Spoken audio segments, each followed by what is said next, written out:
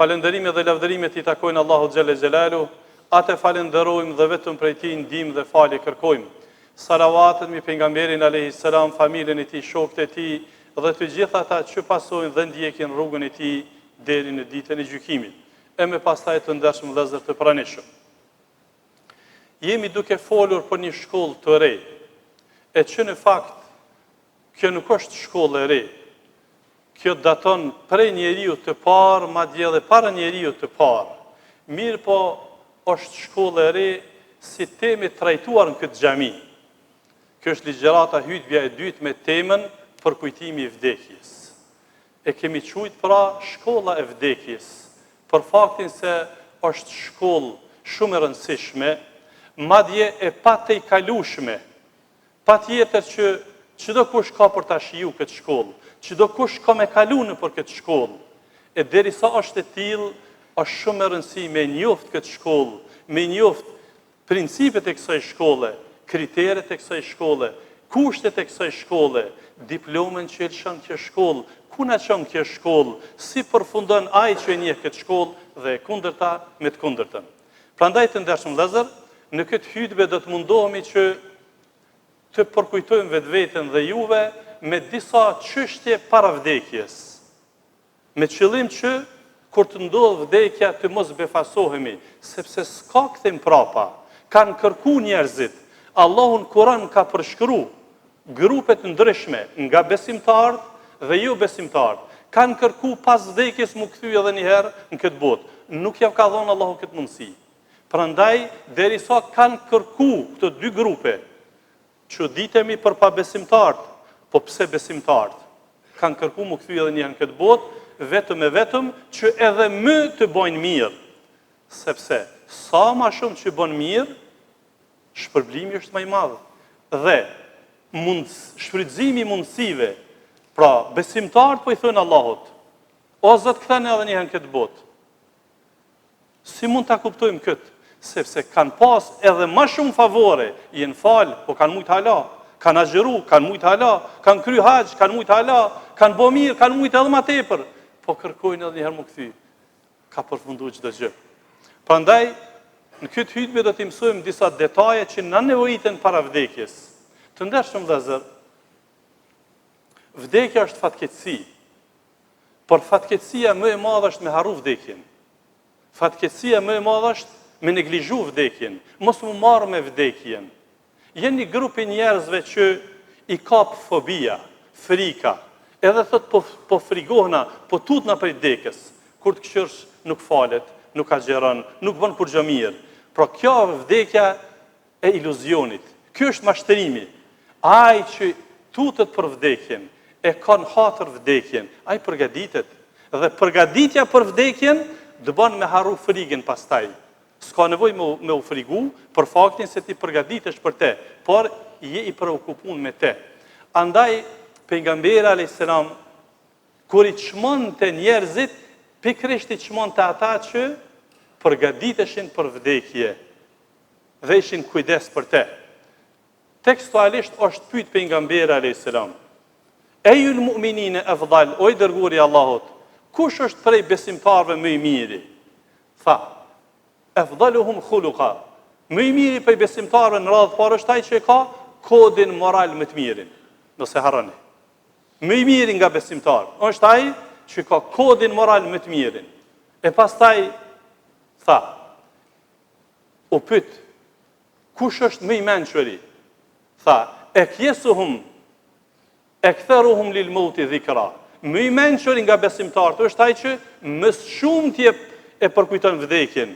Wa ahsanuhum lahu isti'dada, dhe më së miri përgatitet për te. Ulaika humul akyas.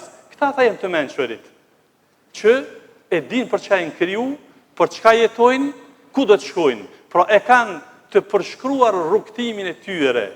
Pra të ndershëm vëllezër, që të mos na keq kupton dikush se kur hym në botën e shkollës së vdekjes, shumë njerëz i kap në hutbën e kaluar ftofja. Jo, kjo është përkujtimi. Praktikisht, këtë temë neve na i përkujton arsyeën pse jetojmë ne. Na përkujton vëmendjen e shfrytëzimit ose mirë shfrytëzimit të kohës, hapësirës e kështu me radhë. Madje është inkurajim, nuk është dekurajim.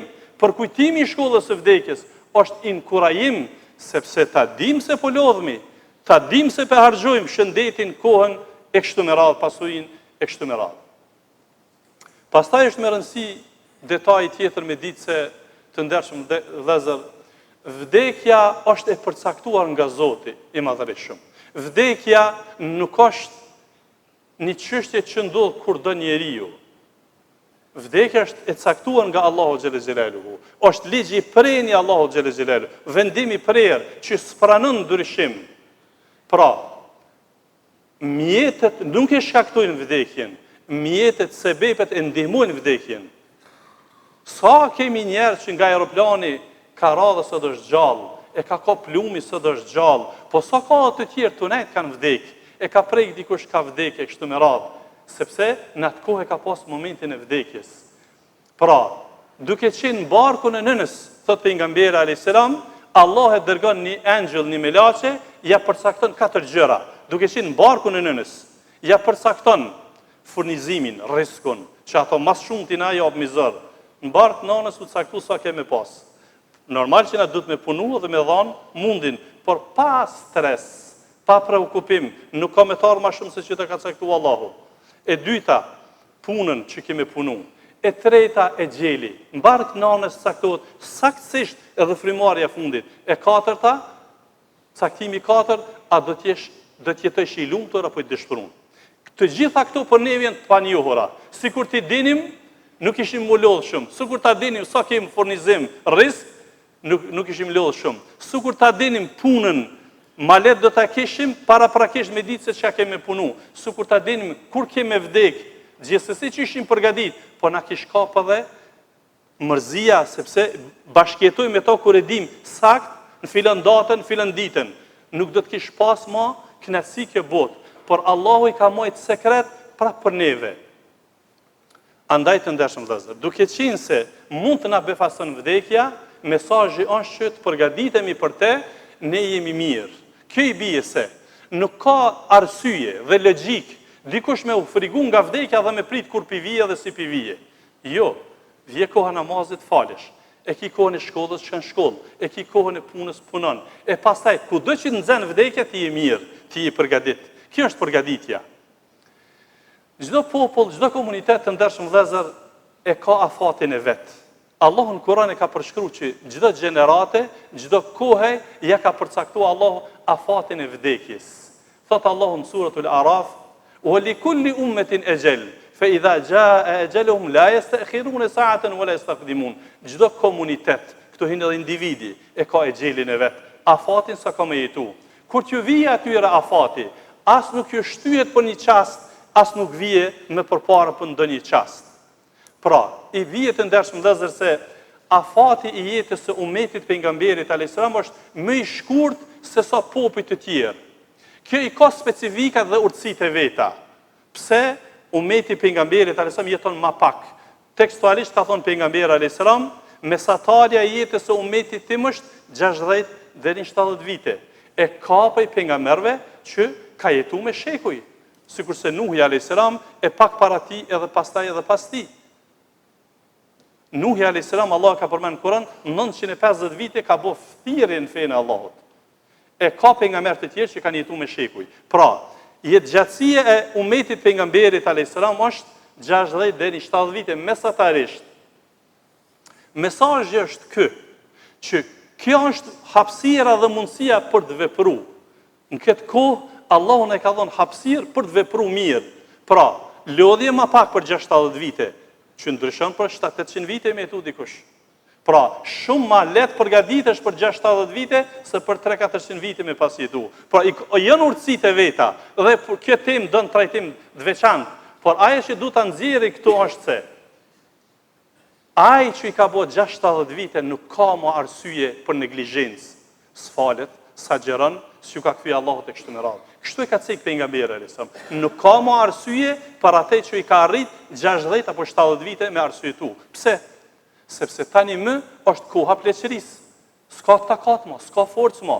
Përfundoi dyja më, nuk ka shije më bota. Atë pse s'pi kthehesh Allahut në këtë botë? Prandaj të ndershëm vëllezër, krejt këto mesazhe janë që duhet të parapërgatitemi para se të na befason vdekja. Prej specifikave është të ndershëm vëllezër se para vdekjes. Vdekja është sprovë në veti, është një testim në veti. E kjo, pra po them, është temë që dënë trajtim edhe kjo të veçantë. Nga sprovat është edhe kjo. Se njeriu para vdekjes ka mu testu për idealin pse ka jetu. Njeriu para vdekjes, para se me vdek, para se me lëshu këtë botë, para se me dalë shpirti, ka mu testu për idealin pse ka jetu. Nëse dikush ka jetu për lakmin e kësaj bote, pasuri, gra, aja tjetra, posti, kjo, në momentin e vdekjes të dietarët islam, do t'i kujtohen këtë gjëra. Se kjo është ideali që ka jetu ai. Ai që ka jetu për Allahun dhe me Allahun dhe ka jetu për synimin e xhenetit, në momentin e vdekjes i kujtohen gjërat për këtë ideal dhe i kujtohet shahadeti dhe i kujtohen punët e mira. E në këtë rast quhet sprovë, thon dietar, sepse shejtani, djalli o vëllezër, shumë është i kujdesshëm në çastet e fundit që afrohet njerit ta mashtroj. Ta mashtroj njeriu në çastet e fundit. Kanë shkruar dietar libra për këtë çështje. Ka prej burrave të mëdhaj që në momentet e fundit ka shku djalli, ja ka përkujtu një, po themi, ideal tjetër që ka pas zemrën lidhën për te. Dikush është marak, për shembull, në karrierë. Në momentin e fundit e ka përkujtuar karrierën, jo shahadetin, jo xhenetin. Prandaj pra është sprovë në veti vdekja dhe do të patur kujdes. Prej të veçantave para vdekjes të ndershëm vëllezër është edhe dhimbja e vdekjes, sikleti i vdekjes, që është i pa te kalushëm para sken. As pejgamberët s'kan mujt me te kalu, pa e përjetu sikletin e vdekjes, dhembjen e vdekjes. Kështu ka ardhur në çastet e fundit që i përcjell Aisha, Allahu qoftë i kënaqur me te, thot pejgamberi alayhis salam ka ndru jetën prahnin tim. Dhe para se me vdek thoshte: La ilaha illallah, inna lil mauti lesakarat. Binti shahadet dhe thoshte: vërtet vdekja pas ka siklet, pas ka dhembje, ka dhembje të ndershëm vëllezër. Vdekja ka dhembje. Nuk ka mundësi me te kalu dikush kët pa e provu. Por, çito dhembje vëllezër, punët e mira e zbutin këtë dhembje. Nuk e te kalojnë, e zbutin, e bajnë ma të but, ma të letë për besimtarin. Dhe du ta përmbylli hutben me një thanet pejgamberit alayhis salam që e ka përshkru ngjarjen si vije vdekja dhe proceset pas vdekjes. Pra vëllezër të dashur, kjo çështje është shpallje, kjo çështje është besim. Na e ndëgjojmë prej njerëzve që e thonë: Hoxh, po a ka ardhi dikush pi atjet më na tregu? Çi kjo fjalë? Jo vetëm me thonë, po veç me mendu kështu, ai person ka nevojë me radhën një herë shahadet. Zot runa, ai që mendon kështu, na i besojmë Zotit hak, çka ka thënë Zoti në Kur'an, ose çush e ka përshkruar pejgamberi alayhis salam. Saktë ka përshkruar pejgamberi alayhis salam çka ndodh në momentin e vdekjes edhe pas vdekjes, sepse Allahu i ka shpall. Thot pejgamberi alayhis salam kështu: kur robi besimtari mirë është në çastet e fundit në agoni, në çastet e fundit kësaj jete, dhe në hapin e parë drejt botës tjetër, Allahu i zbret një numër të melaçeve, engjëjve, të cilat shkëlqejnë si rrezet e diellit.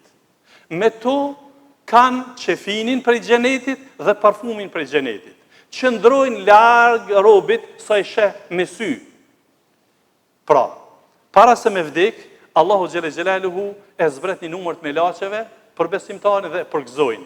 Për këtë thot Allahu në Kur'an: Inna alladhina qalu rabbuna Allahu thumma istaqamu tatanazzalu alayhimul malaika alla takhafu wa la tahzanu wa abshiru bil jannati allati kuntum tu'adun. Allahu në Kur'an po thot: vërtet ata të cilët thonë Zoti im është Allahu dhe punojnë me atë çka ka thirrë Allahu, atyre ju zbresin melaçe para se me vdek dhe i përgëzojnë. Çka ju thonë?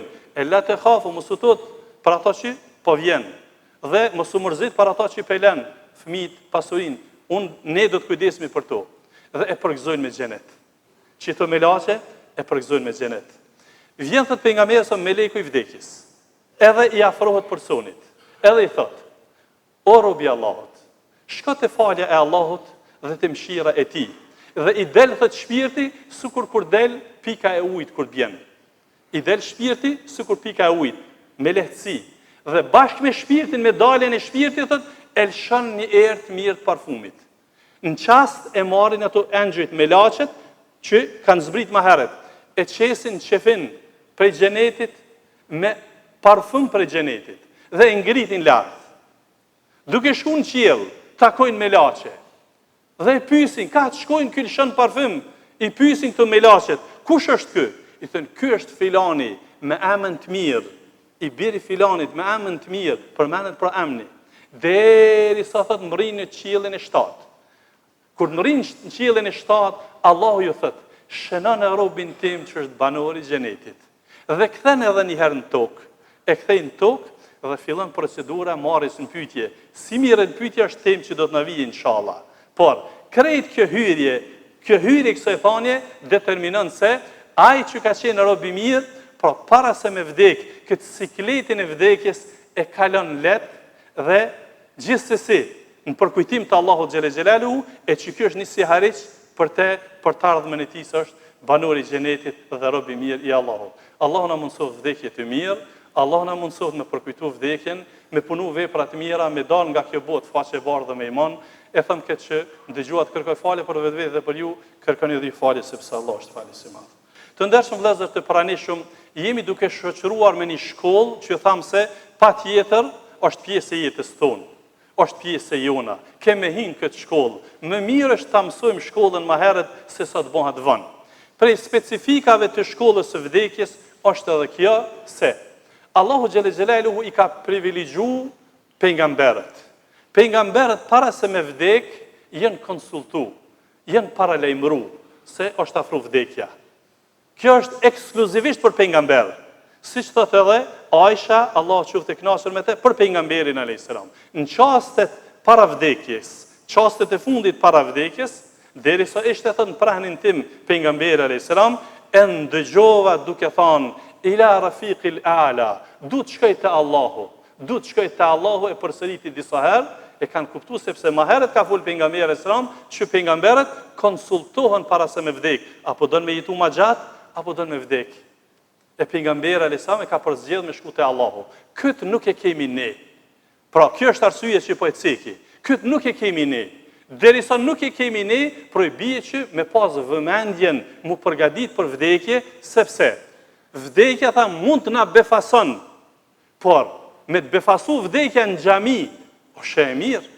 Amo me të befasu vdekja me një vend keq, është jo i mirë.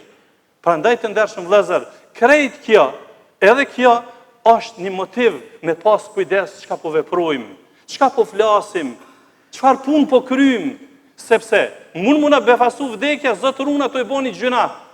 E pastaj kjo paraqet rrezik për të ardhmen e personit. Andaj vëllezër, siç thonë edhe dietarët islam, ai që ka jetu me diçka, me to ka me vdek. Me idealin që ka jetu, me atë ideal ka me vdek. Andaj, vdekja pra është edhe kanë quajtur kiameti i vogël, sepse me vdekje përfundon mundësia për përmisim, përfundon mundësia për të përmisu, dhe çdo gjë fillon ndryshe me vdekje. Andaj derisa jemi gjallë të ndershëm vëllezër dhe frymojmë, ne duhet njemi komod dhe të lumtur, sepse kemi mundësinë të paktën edhe për një istighfar me kon më të mirë se që jemi kanë. Edhe për një pendim. Andaj derisa njeriu është gjallë, është mundësi dhe dhuntipi Allahut që ne të përmirësohemi edhe të forcohemi më shumë edhe të ngritemi në vlera edhe më tepër.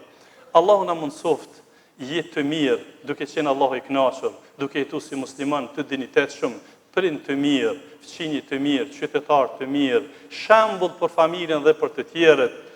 Lutim Allahun që Allah na mundson me jetu me atë që Allahu ka kërkuar dhe me vdek me shahadet dhe duke qenë për shembull në vepra të mira. Lutim Allahun për pranim të veprave për vetvete, për ju dhe për gjithë besimtarët. Lutim Allahun për udhëzim për vetvete, familjarët tanë të juaj dhe gjithë muslimanët katë që janë. Lutim Allahun që Allahu t'i shëron të smuarit, të kalon krizat e hallaxhive dhe t'i mëshiron të vdekurit musliman.